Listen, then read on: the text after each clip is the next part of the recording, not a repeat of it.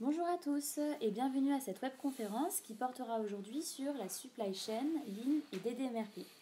Alors je suis Camille Lambert, chargée de projet marketing digital au sein d'XL Group et aujourd'hui la session sera animée par François Quéré, Master Black Belt Lean et par Eric Huguer, directeur associé.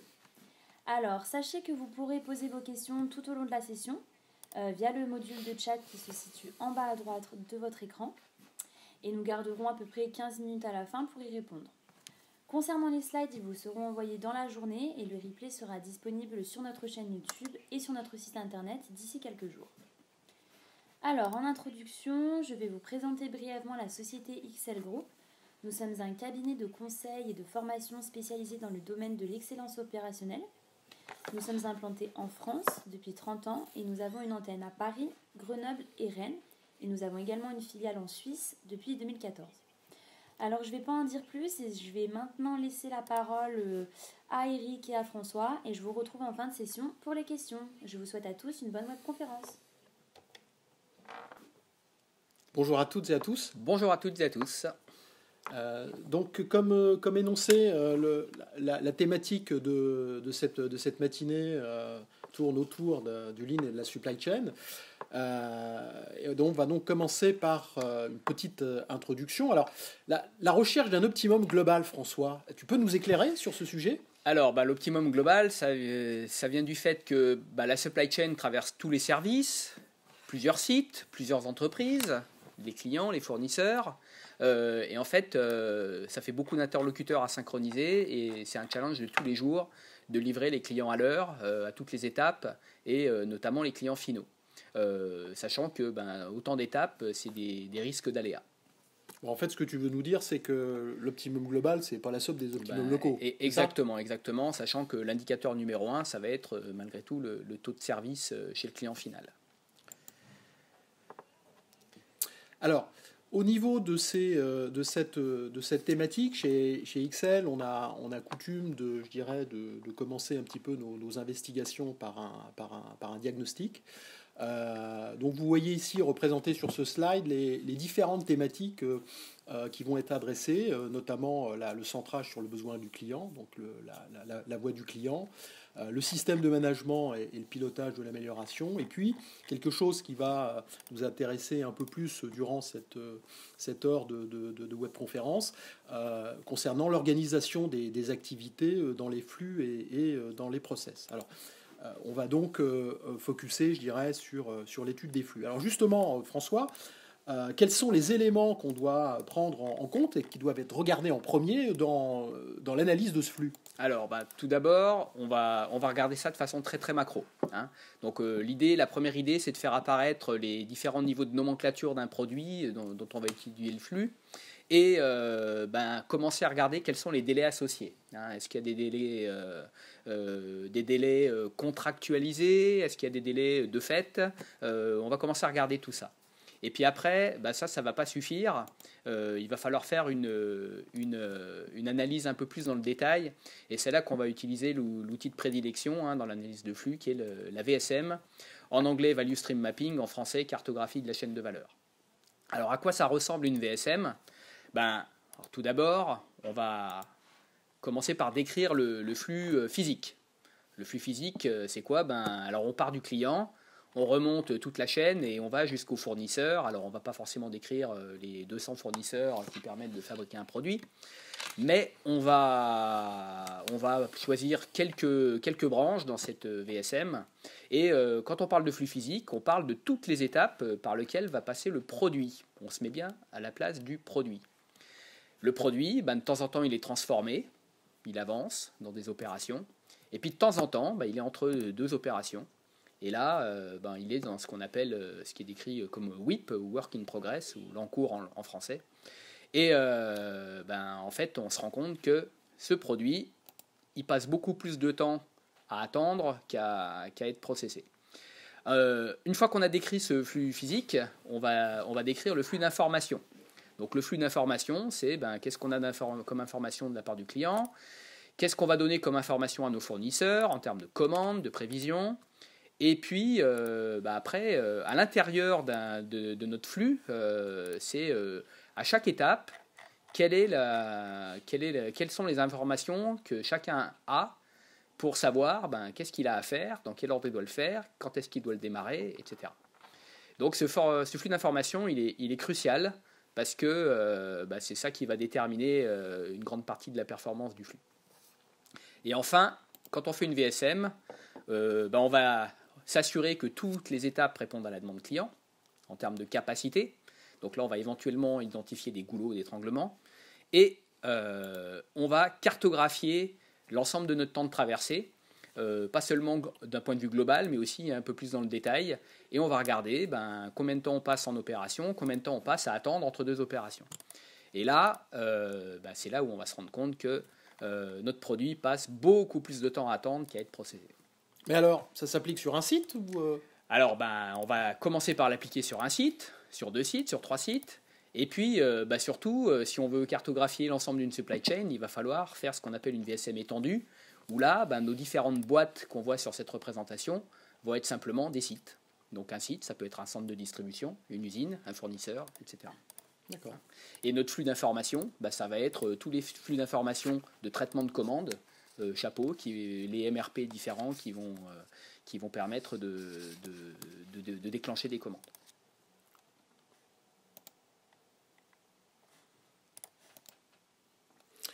Donc, au niveau de la maîtrise de la supply chain, on a effectivement un délai global. Et la plupart du temps, les délais qui sont acceptables par le client sont relativement plus courts, entre guillemets. Ce qui nécessite de travailler avec une notion de prévision. Notamment de prévision des ventes. Et en fait, effectivement, le sujet va être à un moment donné de travailler sur un certain nombre d'axes pour réduire ce temps de traversée de la supply chain. Donc ça peut être en travaillant sur l'élimination de temps à non-valeur ajoutée pour réduire le délai global de la supply chain, mais aussi en mettant des stocks tampons qui vont permettre de sécuriser et de pouvoir, livrer le client en temps demandé. Alors bien sûr, tout cela doit s'appuyer aussi sur une recherche constante d'une bonne adéquation charge-capacité et notamment la recherche de protection ultime des goulots d'étranglement. Donc, François, on a vu que l'outil de prédilection justement pour matérialiser, un petit peu pour cartographier cette supply chain, c'était le VSM. Mais alors, comment est-ce qu'on passe d'une VSM actuelle à une VSM cible? Alors, sans rentrer dans le détail, il y a un certain nombre de questions à se poser. Alors, on va en décrire quelques-unes. La première question, ça va être, c'est quoi la demande client? Et puis, on va essayer de se synchroniser sur cette demande client à toutes les étapes. Une fois qu'on a fait ça, notre flux, déjà, il ne sera pas ralenti à cause de notre capacité. Une fois qu'on a fait ça, il va falloir qu'on essaye de mettre en place du flux continu, là où on peut, ce qu'on appelle souvent One Piece Flow en anglais. Et là où on ne pourra pas, on va mettre en place du flux tiré pour maîtriser l'encours. Et on va essayer de ne pas avoir de multiples points d'ordonnancement dans notre supply chain, sans quoi, à partir de 2 points d'ordonnancement, on risque de ne plus être synchronisé. Pour ça, on va appliquer un certain nombre d'outils que je ne vais pas forcément citer, mais qui vont nous permettre, donc des outils du Lean, qui vont nous permettre de maîtriser globalement le temps de traversée de notre supply chain et notamment d'en maîtriser les délais. Alors, un point important, là tu nous parles effectivement de stock. Alors nous, chez XL, on fait du lean, mais un stock, c'est un gaspillage, c'est une non-valeur ajoutée, c'est un actif au bilan. Et une fois qu'on a échangé là-dessus, comment est-ce qu'on fait justement pour gérer au mieux ces problématiques de stock? Alors, effectivement, on a coutume de dire que le stock est un gaspillage, ou en particulier que le surstock est un gaspillage. Maintenant, on a dit tout à l'heure que le stock avait 2 fonctions. La première, c'est de pouvoir proposer un délai plus court au client, parce que s'il fallait démarrer notre supply chain de l'extraction du minerai, le client pourrait attendre longtemps. Et, et la deuxième fonction de ce stock, ça va être de protéger des étapes critiques. Donc à partir de là, comment les gérer? Alors on va parler de deux approches traditionnelles, on va dire. Première approche, c'est l'approche MRP. L'approche MRP, c'est un outil qui a été développé il y a plus de 50 ans, à une époque où les ordinateurs ressemblaient à la petite photo que vous voyez sur le slide. Et en fait, ce MRP, il a tendance à lier rigidement tous les niveaux de nomenclature d'un produit et toutes les différentes étapes de la supply chain. Ce qui fait que une variation de demande à un endroit peut générer, va se voir quasiment immédiatement en amont dans la supply chain. Et donc ça peut rapidement générer un effet d'amplification de la demande. Et plus le délai de la supply chain est long, plus cet effet va être important. Et c'est ce qu'on appelle communément l'effet bullwhip, l'effet coup de fouet, ou plus traditionnellement l'effet d'amplification de la demande. Donc du coup, le MRP, il a été conçu pour un flux qui était relativement stable, de la production de masse, avec beaucoup moins de variants de produits qu'aujourd'hui, beaucoup moins de variabilité dans cette demande. Il a fait son boulot, le MRP, soyons clairs. C'était une innovation importante et disruptive à l'époque. Sauf qu'aujourd'hui, on utilise encore ça alors que notre business a complètement évolué. Donc on voit que ça a ses limites. Alors après, depuis les années 50-60, les Japonais, eux, ont tenté de mettre en place d'autres choses. Et alors on parle de stock géré en Kanban. Alors le Kanban, ça vient d'un benchmark des Japonais dans des supermarchés où ils ont voulu copier dans leur ligne de montage le fonctionnement de réapprovisionnement des étagères dans le supermarché. L'intérêt du Kanban, c'est que ça permet de maîtriser les encours, donc le temps de traverser mécaniquement.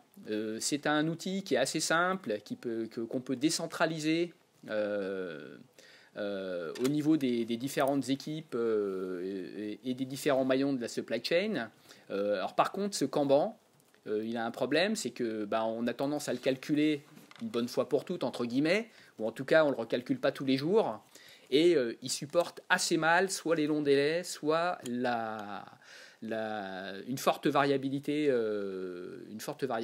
Alors justement, est-ce que tu peux nous en dire plus sur cette notion de variabilité? Alors cette variabilité, en fait, elle est de plusieurs types. Tout d'abord, il y a la variabilité de la demande client, qui, par rapport au business des 30 Glorieuses, soyons clairs, c'est sans commune mesure aujourd'hui.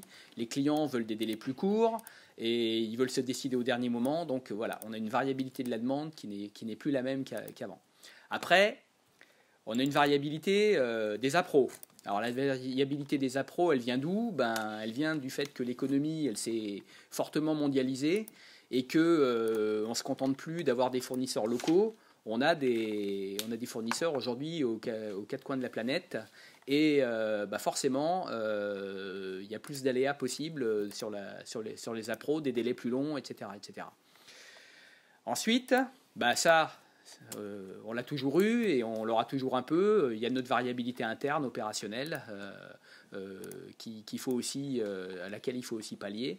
Et puis enfin, et une qui n'est pas des moindres, on va avoir la variabilité du management qui vient tout simplement du fait qu'on vit aujourd'hui dans un monde qu'on appelle VUCA, alors qui est un acronyme anglais pour volatile, incertain, qui commence avec un U en anglais, complexe et ambigu, et qui pousse aujourd'hui les équipes de management à transformer perpétuellement leurs entreprises. Et ça, malgré tout, ça crée une grosse variabilité au niveau du management. Quand on met bout à bout ces 4 variabilités, ça fait un business qui est plus difficile à piloter qu'à une époque. Et aujourd'hui, malheureusement, on voit beaucoup d'organisations qui sont toujours les mêmes qu'à une époque où le business était plus simple. Et comme en plus on utilise des outils qui ont été mis en place à l'époque où ce business était aussi plus simple, on a des difficultés. Et c'est notamment vrai pour le moteur de calcul MRP qu'on va trouver je dirais dans la plupart des ERP du marché, qui, comme tu précisais, François, ont été conçus plutôt dans les années 50-60. Et en fait, ça s'applique bien à un monde déterministe, c'est-à-dire dans lequel on peut estimer qu'il y a globalement peu de diversification en termes de produits. On est plutôt sur des grandes séries. Donc si on est sur cette logique-là, à la limite, si on dit qu'on est sur un monoproduit avec des quantités importantes, bah, le MRP, le calcul des besoins nets, va globalement fonctionner. Aujourd'hui, on voit bien que même sur des marques iconiques, on tend vers de la plus petite série avec une très forte diversification et une très forte personnalisation au niveau des différents produits. Et c'est effectivement ce qu'on veut sous-entendre par l'acronyme VUCA. Alors, avant peut-être de rentrer dans des éléments plus précis concernant la méthode du DDMRP, juste rappeler quelles sont les principales méthodes d'amélioration actuelles qu'on va trouver justement pour gérer l'ensemble de ces flux. On peut parler flux, mais on peut parler aussi écoulement. Comment favoriser au sein d'une supply chain un écoulement qui va permettre effectivement de respecter à la fois le taux de service tout en ayant un niveau de stock acceptable. Donc on a les méthodes Lean avec Taishi Ohno, le pape du TPS, qui lui s'est centré effectivement sur la réduction des temps de traversée avec l'élimination du gaspillage.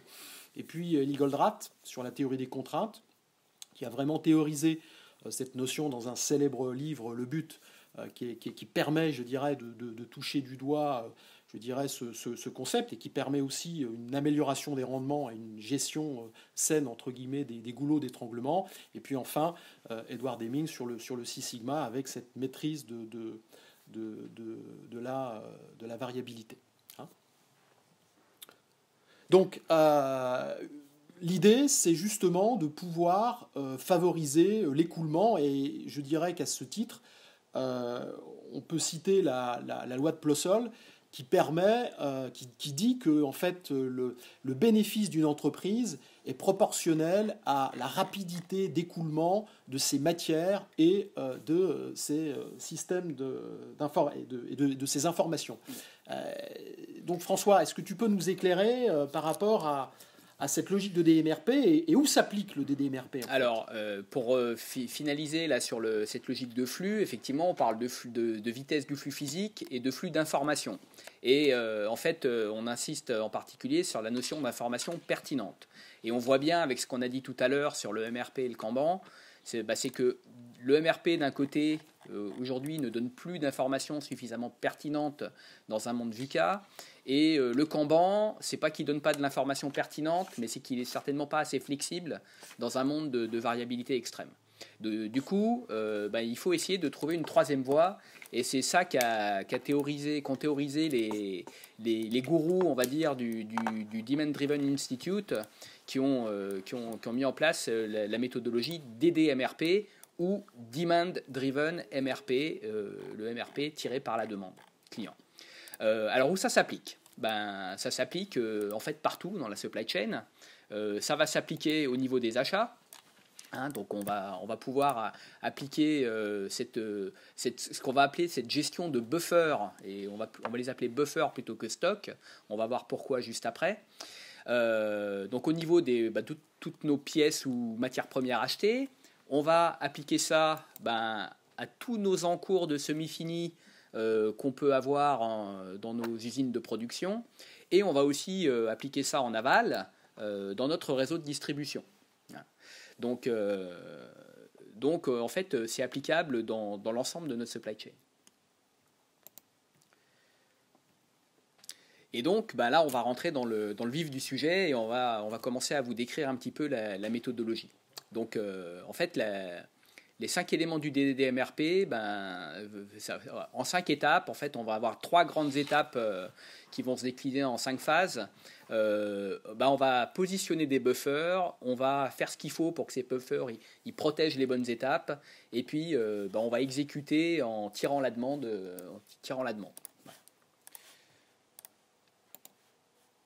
Alors, rentrons dans le détail.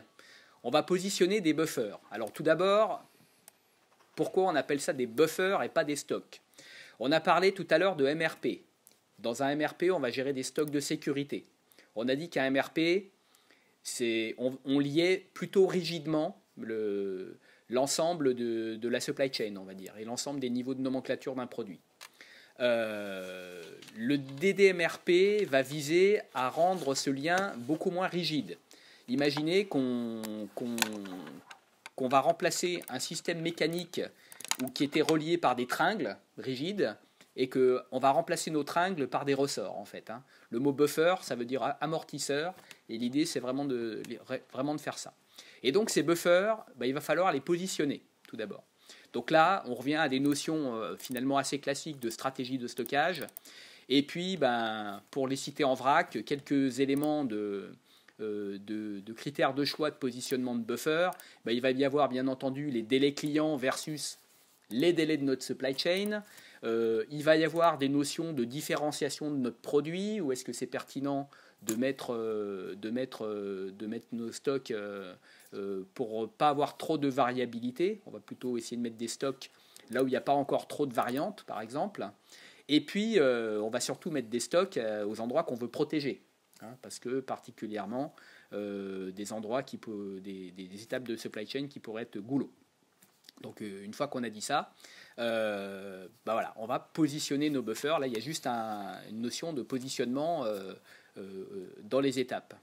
Ensuite, on va dimensionner ces buffers et puis on va créer un modèle d'ajustement dynamique. Alors, et là, il y a deux premières innovations qui sont intéressantes. Alors, tout d'abord, quand on va créer nos profils de buffers et qu'on va les dimensionner, première innovation, ça va être que on va utiliser une méthode qu'on pourrait qualifier d'un peu empirique, c'est-à-dire au lieu de faire des calculs savants, d'écart type avec des racines carrées, des choses un peu compliquées mathématiquement, on va plutôt utiliser des ABAC et dire par exemple variabilité faible 0,25. Et alors ça a l'air pas très rigoureux comme méthode. En fait c'est un peu empirique, mais ça a l'intérêt d'être globalement juste à défaut d'être précisément faux. Donc une fois qu'on dit ça, oui, parce que un écart type de demande, il est toujours calculé sur un historique, mais notre historique de l'année dernière, il est faux cette année, forcément. Donc, un coefficient, entre guillemets, arbitraire, il ne va pas être forcément plus faux qu'un calcul précis. Donc ça, c'est une première chose. Et puis donc, voilà, on va calculer des zones vertes, jaunes, rouges de buffer qui vont correspondre à des tailles de lot, des délais et puis une sécurisation. Une fois qu'on a fait ça, on va créer des paramétrages d'ajustement dynamique. En fait, là, c'est la deuxième grosse innovation du DDMRP. C'est que si on regarde un MRP, le MRP il va prendre des prévisions qu'on va lisser sur un mois. Et pour le mois, voilà, notre demande elle va être plus ou moins figée, sauf éventuellement dans le délai du carnet de commande où on va remplacer ça par la vraie demande. Dans le DDMRP, en fait, on va... Alors, je reviens déjà sur le Kanban. On va calculer notre Kanban pour, on va dire, une longue période. Et notre Kanban, on ne va pas l'ajuster tous les jours. Donc, il est un petit peu rigide à ce niveau-là. Du coup, le DDMRP, c'est là qu'il a une innovation intéressante. C'est que, en fait, il va recalculer les niveaux de buffer tous les jours. Tous les jours. Et ça va les rendre beaucoup plus robustes, en fait. On voit que la demande est en train d'exploser, où il y a une grosse demande qui arrive à l'horizon, et il va nous recalculer les niveaux de buffer. Donc ça, c'est une autre innovation qui est extrêmement importante. Ensuite, là, on va rentrer dans la phase exécution. Et là, on va avoir deux étapes. Première étape, c'est il va falloir prendre des décisions. Je commande ou je ne commande pas, je lance une fabrication, je ne lance pas une fabrication. Et là, on va utiliser ce qu'on appelle l'équation de flux disponible, alors qui est presque identique au calcul que fait un MRP, à ceci près que la demande qui est prise en compte va être uniquement une demande qu'on va appeler une demande qualifiée dans un horizon immédiat. Et c'est en partie ça qui va permettre de dire qu'on remplace l'étringle par des ressorts dans le modèle global de supply chain. Une fois qu'on a décidé, on passe les commandes ou pas, après, c'est toutes ces commandes qu'on va passer, il va falloir les prioriser. Et là, on est sur une autre innovation qui est extrêmement importante et qui, on va dire, change la vie de tous les gens qui utilisent cette méthodologie aujourd'hui, en termes de sérénité, on va dire, et d'effet collaboration. C'est qu'on a ce qu'on appelle l'exécution visible et collaborative, qui va être principalement basée sur j'ai des indicateurs visuels de niveau de mes buffers, que ce soit des buffers stock, temps, et je vais prendre mes décisions uniquement basées là-dessus. Et surtout, je vais avoir un outil qui va me permettre de me rendre compte si je suis en train de prendre les bonnes décisions. Et ça, là, on est sur des innovations vraiment intéressantes, parce que faciles à appliquer sur le terrain finalement, hein, et pas seulement issus de MRP qui vont vous envoyer des milliers de messages tous les jours, certains contradictoires avec celui de la veille, et qui finissent par ne plus être traités du tout. On n'est plus là, effectivement, dans la tentative de traitement des messages d'exception issus des MRP classiques, mais là, on est plus sur d'abord une première boucle de calcul qui définit effectivement si telle référence est nécessaire à être approvisionnée, et ensuite une deuxième boucle qui consiste à dire quel est mon niveau de priorisation par rapport à mon lancement en production. Donc on est sur des systèmes qui sont simples en termes de méthodologie de calcul, et l'objectif étant effectivement d'avoir un support visuel et qui permet à tout à chacun de savoir si on est dans le vert, dans le rouge ou dans le jaune. Exactement. En tout cas, les témoignages de tous les gens qui passent sur cette méthodologie sont unanimes en termes de facilité d'exécution et de sérénité.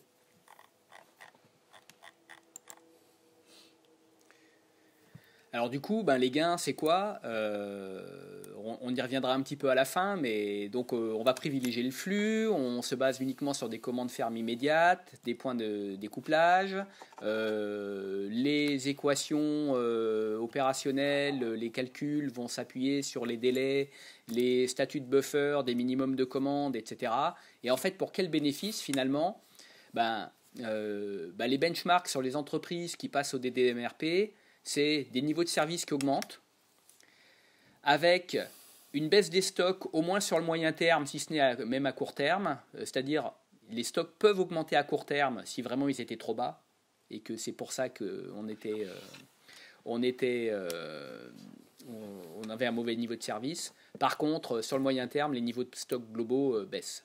Hein. Donc un niveau de service plus haut et une baisse des stocks. Une baisse des niveaux d'urgence qui est associée à tout ça. Donc en global, de meilleurs retours sur investissement. Alors du coup, comment est-ce qu'on va déployer tout ça, hein ? Comment est-ce qu'on va déployer tout ça ? Ça va se faire en plusieurs étapes. Alors on pourrait dire il y a 3 grandes étapes. Hein. Il va falloir faire un lancement, faire ça sur un flux pilote, et puis derrière on va déployer. Hein. Donc le lancement, c'est quoi ? On parlait de diagnostic tout à l'heure. Donc on va faire un cadrage, un diagnostic. Et puis, en fonction du résultat de ce diagnostic, il va falloir mettre les équipes dans le mouvement.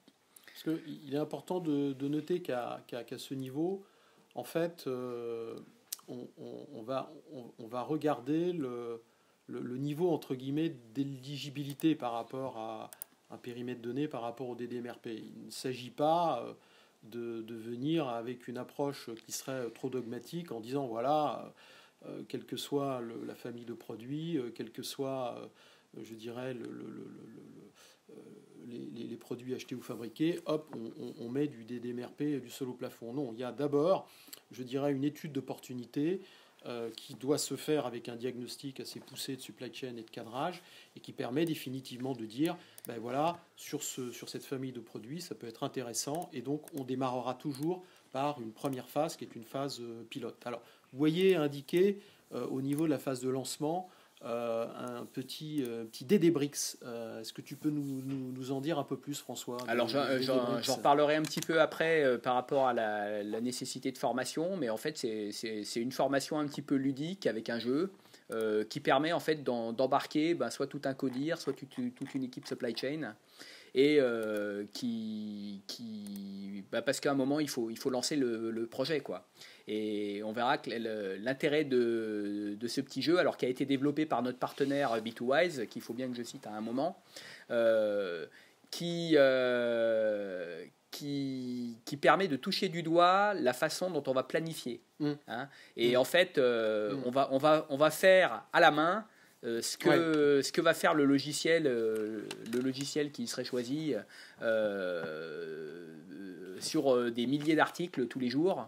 On va le faire à la main sur 3 articles. Il y a une phase qui est assez importante dans cette méthodologie, dans cette approche. C'est justement ce qu'on expliquait un petit peu précédemment, c'est-à-dire la différence entre la séquence de planification et la séquence d'exécution. Et le DD-Bricks a cette vocation en qualité de jeu révélateur de nous faire toucher du doigt concrètement avec des Lego, hein, c'est clair, de nous faire toucher du doigt vraiment et en manipant et en échangeant et en voyant effectivement cette innovation et ce que ça peut apporter de bien à la fois en termes de taux de service et de maîtrise des stocks. Absolument, Eric. Ouais. Et donc après, il va falloir commencer une phase pilote. Donc là, on va rentrer dans ce qu'on appelle le déploiement du DDOM, ou du Demand Driven Operating Model, qui va être l'ensemble de ces 5 étapes qu'on a vues tout à l'heure.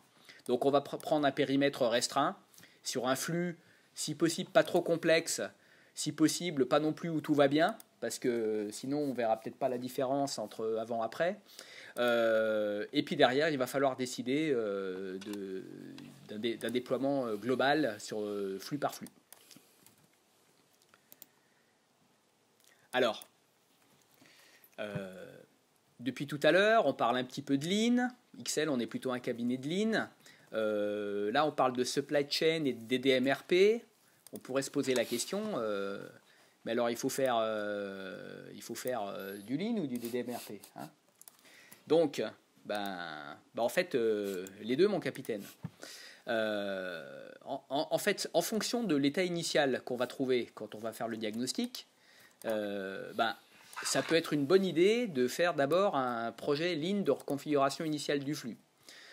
Parce que si vous avez des délais qui sont tellement pas sous contrôle qu'aucun des délais que vous auriez paramétrés va être respecté, vous prenez un risque malgré tout. Et puis souvent ça peut avoir un impact sur des flux physiques dans une usine, donc ça peut être important de mettre sous contrôle le flux physique malgré tout. Et donc là on va d'abord réduire le délai global. Là on va travailler par exemple au niveau d'une usine, hein. On va réduire le délai global dans une usine. Ensuite, à partir de là, je précise, hein, la première étape, elle peut être nécessaire, mais on pourrait très bien passer directement à l'implémentation du Demand Driven Operating Model. Donc là, l'idée, une fois avec notre délai, le temps de traversée de notre usine ou de notre supply chain, là, on va commencer à positionner nos buffers et de mettre en route la mécanique. Toute la mécanique d'amortisseurs pour sécuriser notre flux, en fait, hein. Sécuriser notre flux et commencer à baisser un petit peu nos stocks tout en augmentant notre niveau de service. Et puis, une fois qu'on a mis ça en place, on peut faire de l'amélioration continue là-dessus, hein. Et puis, on va continuer à faire des chantiers Lean finalement pour qu'entre deux buffers, on puisse continuer à réduire les délais, sachant que ces délais qui vont être réduits, ils vont nous permettre aussi de réduire les buffers à leur tour, etc. etc. Et puis on voit que tout ça va pouvoir nous permettre d'adapter les délais qu'on va pouvoir proposer aux clients. Donc en fait, c'est pas l'un ou l'autre, c'est En fait, on est très très complémentaires en fait, hein, entre les deux méthodologies. Voilà. Sachant que dans tous les cas, il faudra travailler sur le pilotage de l'activité et l'amélioration continue. Et ça, c'est une autre histoire. C'est plutôt du système de management.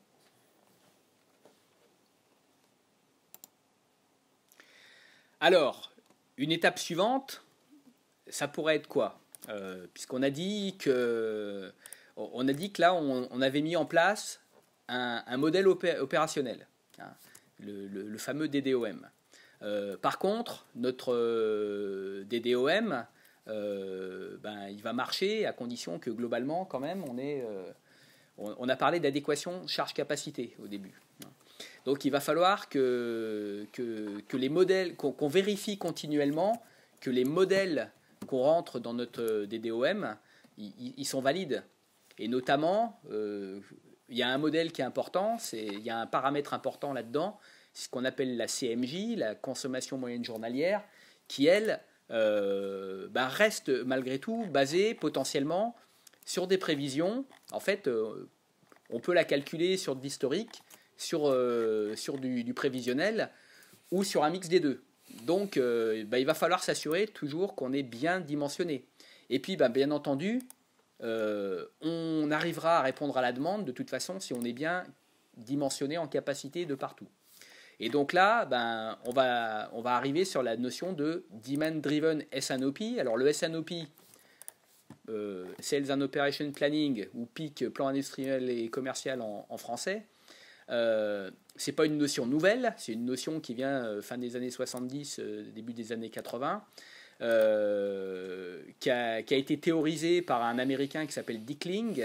Et aujourd'hui, Dickling, il dit que globalement, il a théorisé ça, en fait, faire se parler des commerciaux et des industriels, hein, tout simplement, mais qu'il n'avait jamais eu d'outils à sa disposition pour améliorer le modèle et pour arriver à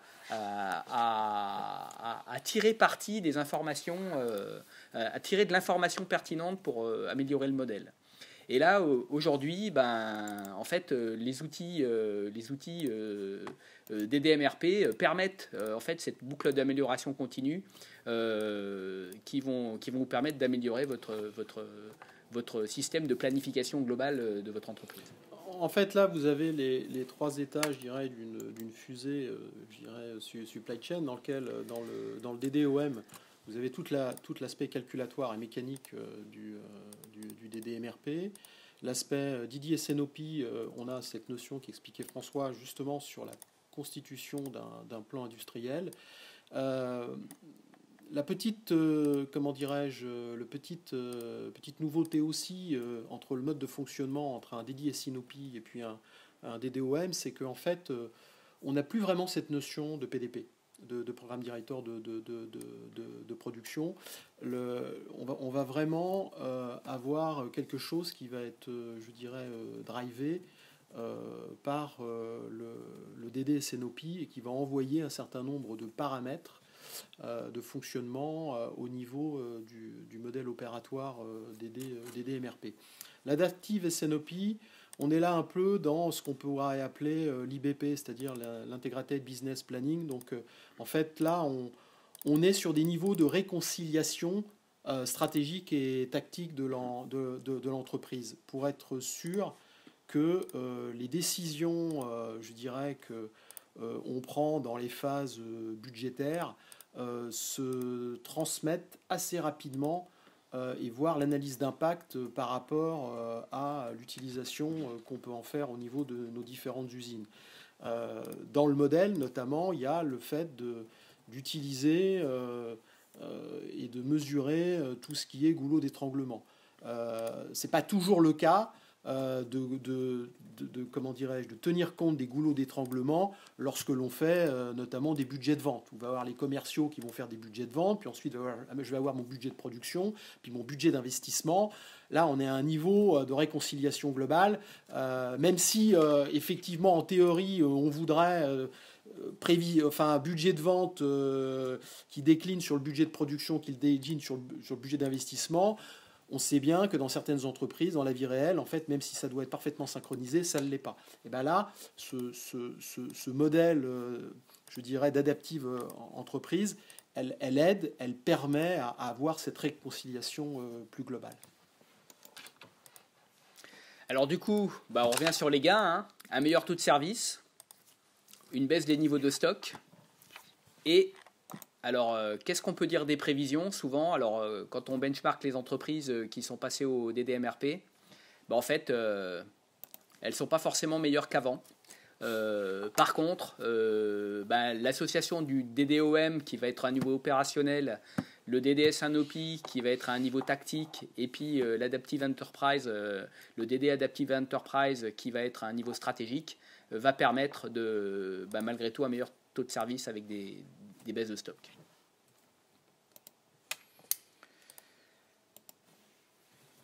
Alors du coup, il y a un point qui est quand même important dans tout ça, c'est que la méthode est assez disruptive en termes de pilotage. Parce que, alors, il y a des innovations sur les calculs, les ajustements dynamiques, etc. Mais on va dire que ça, c'est purement mécanique. Par contre, sur la partie 4 et 5 de l'implémentation du DDOM, c'est assez disruptif. Et là, si vous embarquez pas vos équipes supply chain, planification, appro, sur du change management, vous n'allez pas y arriver. Et donc là, dans le change management, il y a différentes étapes. Il y a de la formation, il y a de l'accompagnement. Et puis, bien entendu, il va y avoir aussi, dans la formation, il va y avoir la mécanique, mais il va y avoir aussi forcément un outil. Parce que avec le jeu des Debrix, on va faire manuellement de la planification avec 3 références de produits. On va faire ça sur un petit carton à la main. Par contre, quand vous aurez 3000 ou 20 000 références, il ne sera pas question de faire ça à la main. Donc il va falloir forcément s'appuyer sur un outil. Alors nous, on a choisi de travailler avec un partenaire qui est aussi un éditeur d'outils et qui nous accompagne sur la partie formation. Et donc, première étape pour embarquer les équipes, une formation sur la base d'un jeu dont on parlait tout à l'heure, le fameux DDBricks. Ensuite, après, il va falloir former les opérationnels de la supply chain à la mécanique. Notamment, quelqu'un qui serait chef de projet d'implémentation du DDOM, il faudrait absolument qu'il soit certifié parce que c'est la garantie d'avoir vraiment bien compris cette mécanique. Donc on en profite pour faire la pub pour la formation qu'on va faire le 3-4-5 juin à Lyon. Allez voir sur notre site internet et inscrivez-vous. Et puis après, pour les gens qui vont plutôt s'occuper du pilotage de cette supply chain, il va y avoir une autre offre de formation qui va être une formation Demand Driven Leader. Donc ça, c'est des formations qui sont tamponnées, qui ont été designées et tamponnées par le Demand Driven Institute, hein, et qui, ma foi, sont bien foutues.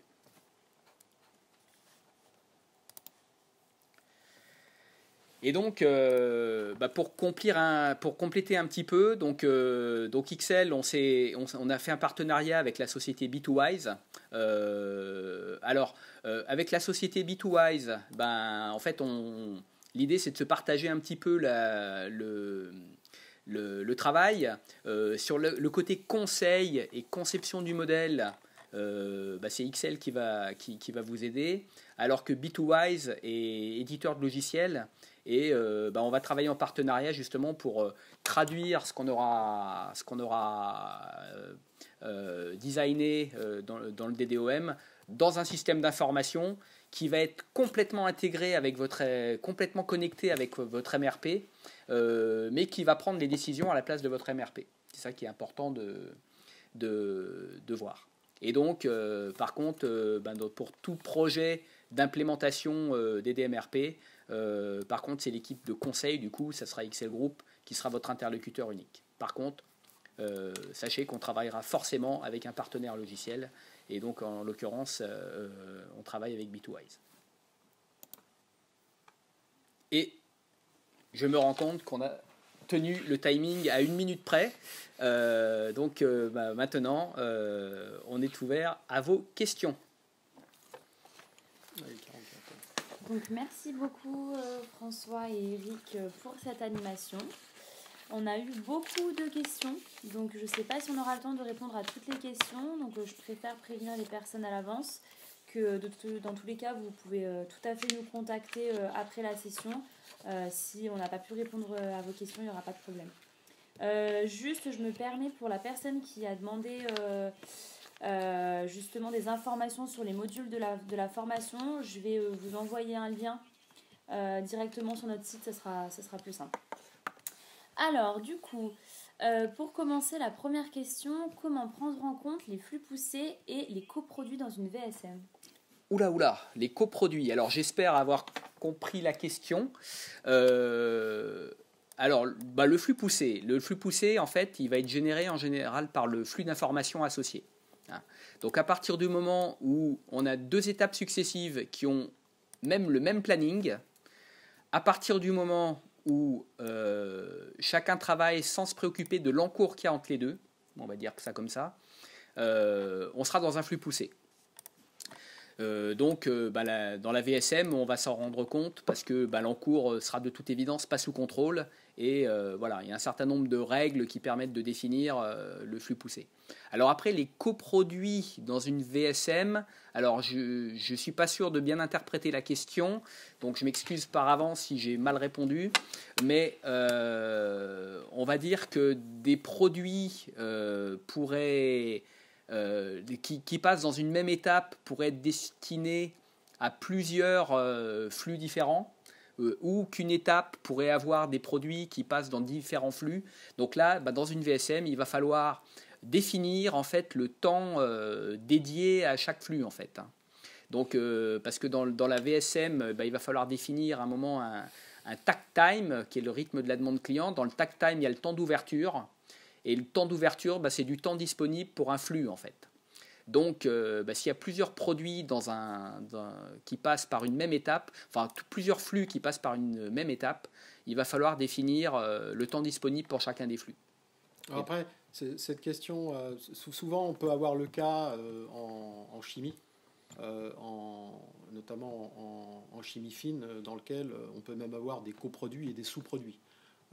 Donc là, pour pouvoir, je dirais, apporter des réponses peut-être plus précises sur ces sujets, peut-être qu'on regarde de manière plus précise. Mais effectivement, c'est tout à fait, c'est modélisable sur une VSM. Encore faut-il qu'on s'entende sur la manière dont on va définir effectivement le coproduit ou le sous-produit. Alors, deuxième question, pouvez-vous donner un exemple concret de buffer ? Alors, un buffer. Alors, je vois aussi une autre question qui parle de la différence entre un buffer et un stock de sécurité. Alors, je propose de répondre à celle-là d'abord. Donc, en fait, un stock de sécurité, dans la mécanique d'un MRP, le MRP va toujours faire en sorte de ne pas consommer le stock de sécurité. Ce qui va faire que, effectivement, la moindre demande exceptionnelle va être propagée immédiatement, puisqu'on va tout faire pour ne pas consommer le stock de sécurité. Le buffer, comme il va être piloté en fonction uniquement d'une demande immédiate, forcément, la partie sécurité du buffer va être consommée. La question, c'est qu'il faut juste qu'elle soit suffisante pour ne pas tomber en rupture. Alors, bien entendu, dans un MRP aussi, de temps en temps, on consomme le stock de sécurité. Sauf que mécaniquement, le stock de sécurité est fait pour ne pas être consommé, alors que le buffer est fait pour être consommé. Oui. Soit dit en passant, si votre stock de sécurité n'est jamais consommé, en avez-vous besoin, en fait.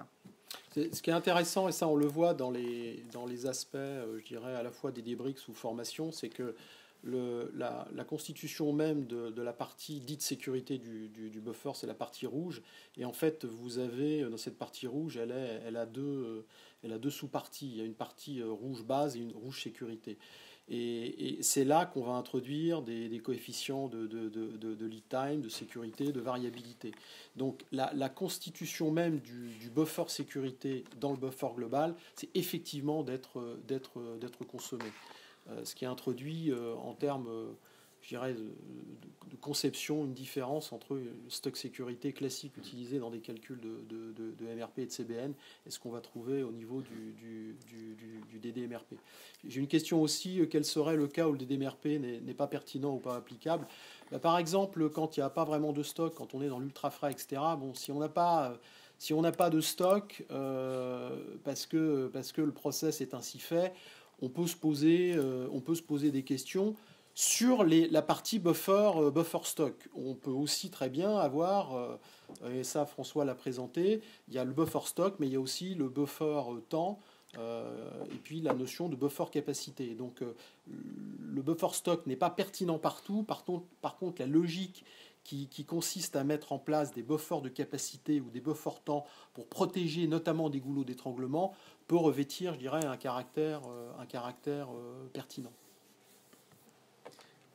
En fait, ce qu'on pourrait dire, c'est que malgré tout, le DDMRP va pouvoir s'appliquer à des endroits où on pourrait en aucun cas appliquer du Kanban. Voilà. Ouais. Alors merci. Autre question, est-ce que le pilotage du DDMRP peut s'automatiser dans l'ERP de l'entreprise ou est-ce qu'il y a la nécessité d'introduire un outil informatique supplémentaire?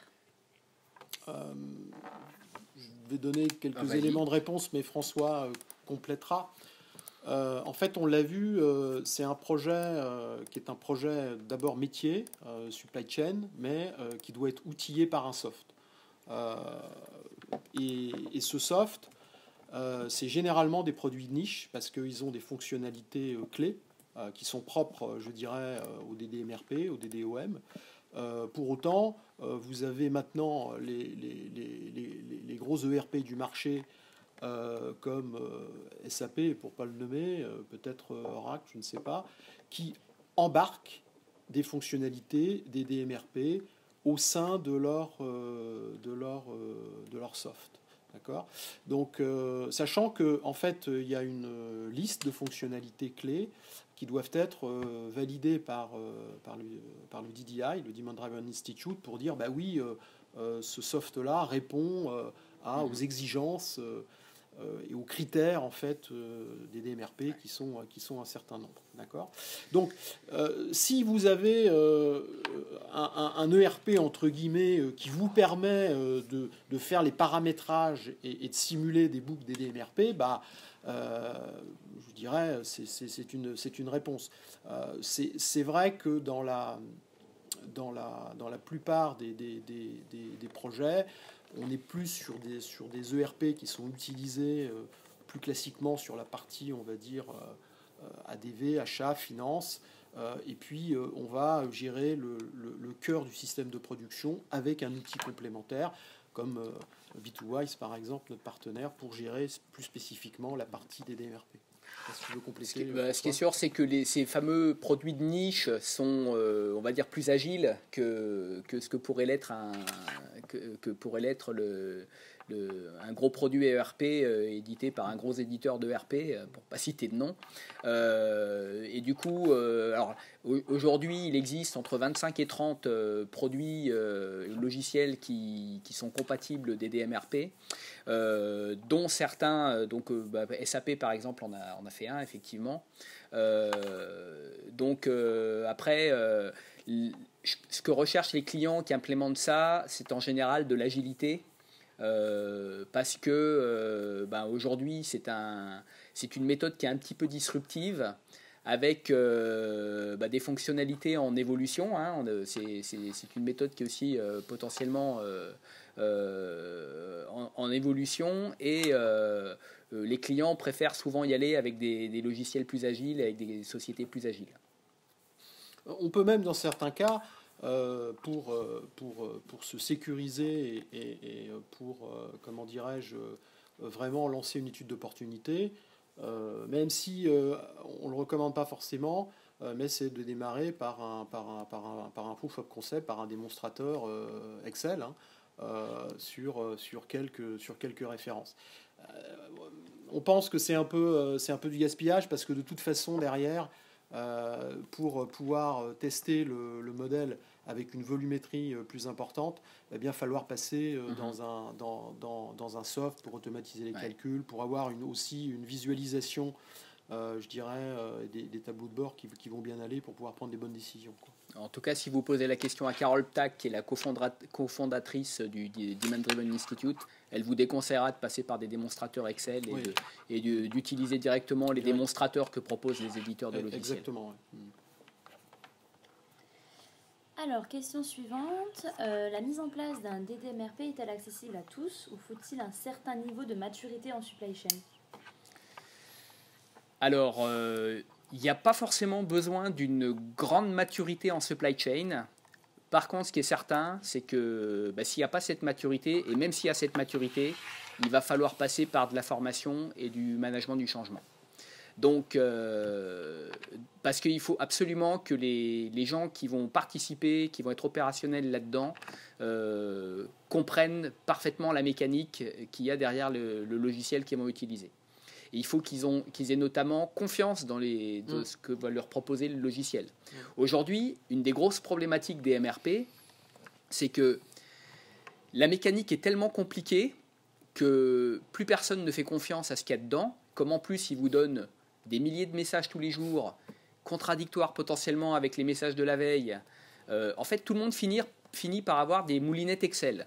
Le problème, c'est que ces moulinettes Excel, elles sont potentiellement toutes fausses, puisque dans un gros Excel, il y a toujours une erreur dans une formule, ne serait-ce que parce que quelqu'un aura un jour mis un chiffre en dur en remplaçant une formule. Et du coup, la leçon, c'est qu'il faut avoir confiance dans ce que va proposer le système. Et donc là, le fait d'avoir un logiciel beaucoup plus agile va permettre de donner un peu cette confiance, parce qu'on sera plus agile pour faire évoluer éventuellement les fonctionnalités et surtout les rapports qui sont donnés. Alors maintenant, niveau de maturité, pas nécessairement. Ça peut être l'occasion de faire monter tout le monde en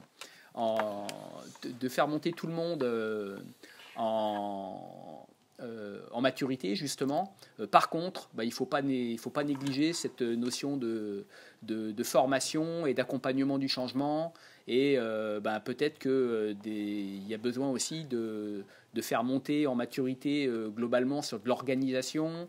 Parce que nous, on voit beaucoup de clients, par exemple, qui sont vraiment organisés comme du temps où ils étaient monoproduits, alors qu'ils sont aujourd'hui multiproduits. Alors, je vois une question avec JD Edwards. Alors, pour la petite histoire, les fondateurs, notamment Carole Ptak, elle vient de JDE. D'accord. Et en fait, il y a de cela quelques années, je crois peut-être un peu moins de 10 ans,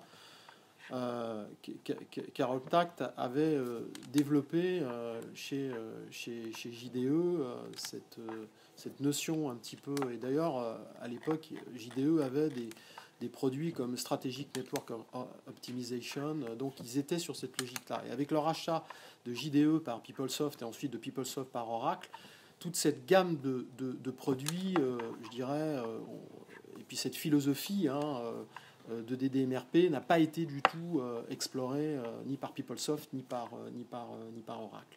Alors j'avoue que j'ai perdu un peu, je ne sais pas si JDE, parce que la question c'est quelle serait pour nous la plus-value avec le DDMRP. Je ne sais pas si JDE offre aujourd'hui des fonctionnalités propres de DDMRP. Je pense que non, c'est-à-dire qu'on est dans une logique de gestion de production et de planification un peu classique qui va gérer à la fois du process manufacturing et du discrete manufacturing, mais je ne crois pas que JDE apporte des fonctionnalités propres des DMRP, mais c'est effectivement à confirmer. Et en tout cas, on a un client JDE qui est en train de basculer des DMRP. D'accord. Merci. Alors, on va prendre une dernière question parce qu'on va arriver à la fin du temps imparti.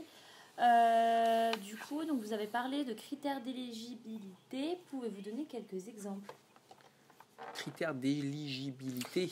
Au DDMRP, donc on en donnait un peu, c'est-à-dire si effectivement vous êtes sur un process, vous n'avez pas forcément de stock comme de l'ultra frais, il peut y avoir des questions qu'on peut se poser à ce niveau-là. Après, c'est le niveau aussi, je dirais, d'organisation et de structuration, même si on ne va pas demander forcément un niveau de maturité extrême en supply chain.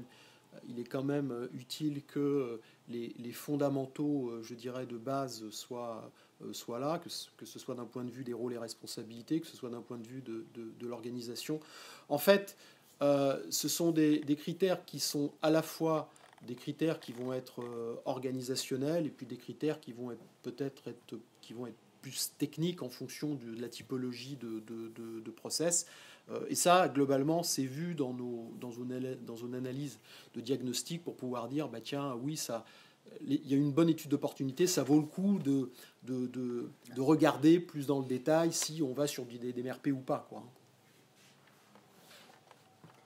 Très bien, et merci beaucoup pour cette webconférence et pour toutes ces réponses. Donc on a encore quelques questions en attente. Donc pour les personnes qui n'auraient pas eu réponse à leurs questions, vous pouvez tout à fait nous les poser sur notre site internet. Il n'y a pas de problème, on répondra avec plaisir. Alors pour conclure, je vais vous laisser prendre connaissance des prochaines webconférences. Nous aurons une webconférence le 20 mars sur développement des soft skills dans le lean management. Une webconférence le 17 avril sur la résolution de problèmes, le 22 mai sur la théorie des contraintes et finances, avec une nouvelle fois Éric Huguer ici présent, et le 19 juin sur TWI et standard. Alors voilà, je ne vais pas en dire plus. Merci beaucoup à François et Éric pour cette animation. Merci à tous. Très bon week-end et à bientôt. Merci à tous pour votre attention. Et donc n'hésitez pas à nous contacter pour toute question, par téléphone ou sur les réseaux sociaux ou sur notre site internet. On se fera un plaisir de vous répondre. Bon appétit et bon week-end!